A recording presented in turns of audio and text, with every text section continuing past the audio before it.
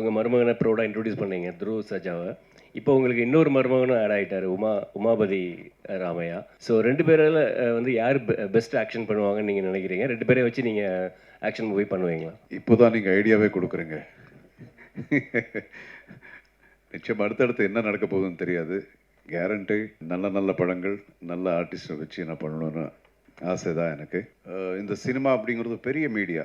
இதில் நம்ம காட்டினா 4 பேருக்கு கொஞ்சம் அது திருந்துறாங்க அப்படிங்கிற ஒரு எண்ணத்தில் தான் முன்னாடி வந்து நாட்டுப்பற்று படங்களும் பண்ணிக்கிட்டு இருக்கோம், இந்த மாதிரி ஒரு விஷயங்களும் பண்ணிகிட்ருக்கோம்.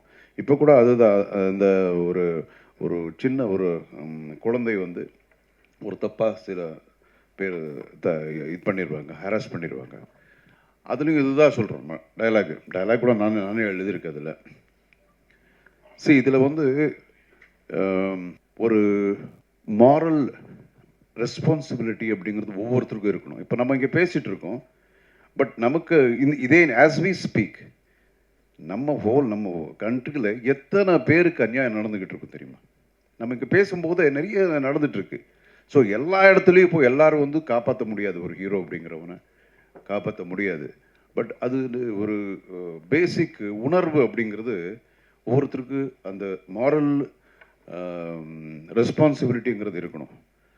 இப்போ நான் சொன்ன சீனு இங்கே படம் இன்னும் வரல, பட் நீங்கள் கேட்குறதுனால சொல்கிறேன். சொல்லக்கூடிய ஒரு நல்ல விஷயம், அதனால தான் சொல்கிறேன். இப்படியே பண்ணும்போது ஒருத்தர் என்ன பண்ணிடுவார், ஒரு சின்ன பையன் வந்து வீடியோ எடுத்துகிட்டு இருப்பான். ஒரு சின்ன பையன் வந்து ஒரு ஃபோன் மொபைலில் அப்படி எப்படி எடுத்துகிட்டு இருப்பான். அதுக்கப்புறம் அவனை பிடிச்சிக்க, இந்த பையனோட ரெஸ்பான்சிபிலிட்டி என்ன? அவன் என்ன பண்ணிடுவான், இதெல்லாம் எடுத்துட்டு இப்போது ஒரு பொண்ணை பற்றி ஆதங்கமாக பேசிகிட்டு இருக்கும்போது இப்படி நடந்தது அப்படி நடந்தது அப்படிங்கிற ஆதங்கமாக பேசும்போது ஒரு பையன் எடுத்துகிட்டு இருப்பான். அவனுடைய ரெஸ்பான்சிபிலிட்டி எதுவும் இருக்குன்னா அதை எடுத்து ட்விட்டரில் போடுவான், இன்னொன்று போடுவான், இன்னொரு சோஷியல் பிளாட்ஃபார்மில் போட்டுருவான். அதில் எவ்வளோ லைக்ஸ் வருதுன்னு மட்டும்தான் பார்க்குறான். ஸோ அதோட அவனுடைய ரெஸ்பான்சிபிலிட்டி முடிஞ்சு போச்சு.